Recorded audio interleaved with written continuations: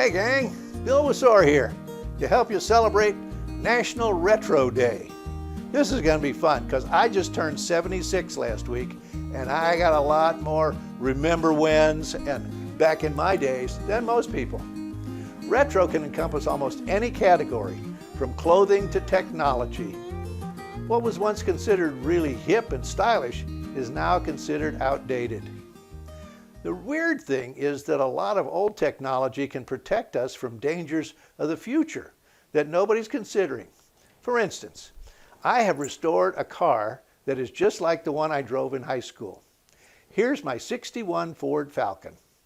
Not really considered the epitome of cutting-edge technology, it could someday be the ride that will keep on running after the dreaded EMP, or electromagnetic pulse attack, during which a device is detonated in the atmosphere, which generates a huge electromagnetic wave that will render most, if not all, digital technology useless.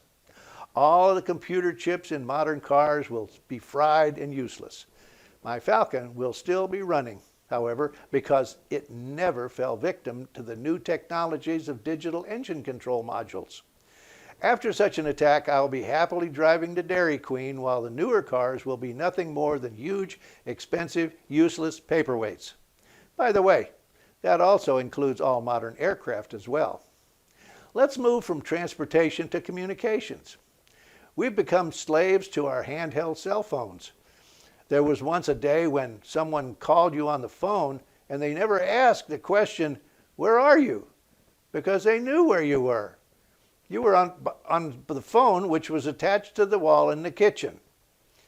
And you had to stand there while you talked, or stretch out that 20-foot coiled cord that was always tangled up in itself. Then with the advent of the cordless phone, you could talk from anywhere in the house without that dreaded cord.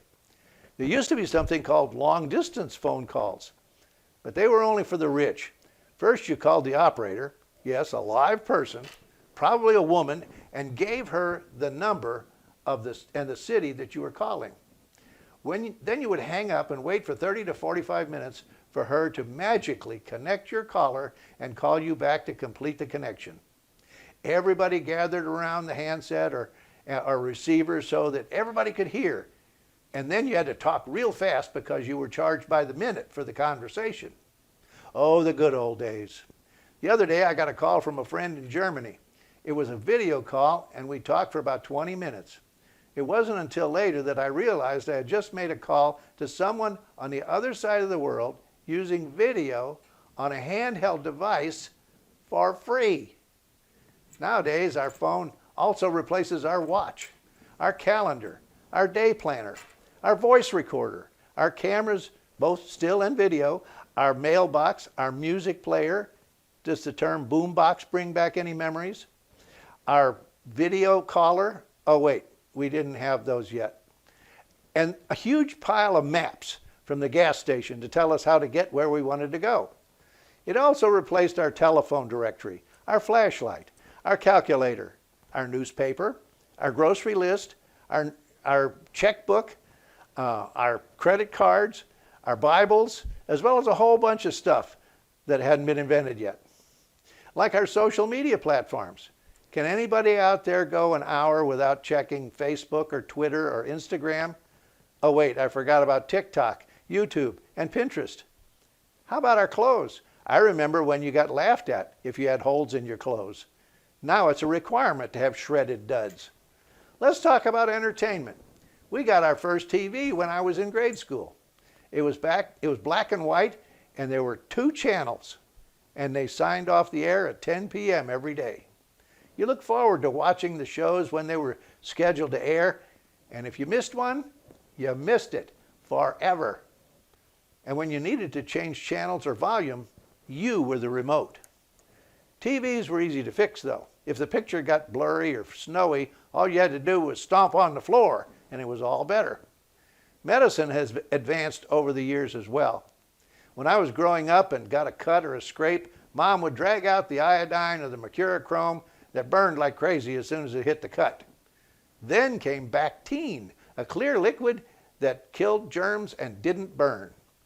And if you got a cold, you got to rub down with Vicks Vapor Rub. a version of petroleum jelly that smelled like menthol. It really made you want to get over your cold as quickly as possible. Not to minimize the COVID-19 virus that's going around, it truly is dangerous. But we lived through smallpox and chickenpox and polio and yellow fever and mumps and measles and rubella and ringworm, Asian flu, swine flu, bird flu, H1N1, and loads of others that I can't remember. We managed to make it through all of those with the help of aspirin, Hadacol, X-Lax, Bengay, castor oil, unguentine ointment, and witch hazel, which I always assumed was some kind of occult medical fluid. The miracle drugs of the 40s and 50s. Some miracles that were used 2,000 years ago are still in use today. For communication, how about prayer? It works as well today as it did in the Old Testament. No busy signals, no long distance rates to contend with, and he always answers. What about medicine? Jesus used to heal with just a touch or a word. He still does that today. He also brought the dead back to life, which we haven't gotten right yet. He friended everyone, and once he friends you, he's yours forever. How about the weather? He could calm the seas and transport people where he wanted them using a big fish. We haven't figured those out yet either. If you really want to celebrate National Retro Day, just pick up your Bible and it will transport you back to the real good old days. I'm Bill Wisor, and this is National Retro Day. Now get out there and have a triumphant day on Retro Day. It can be one of the happiest days.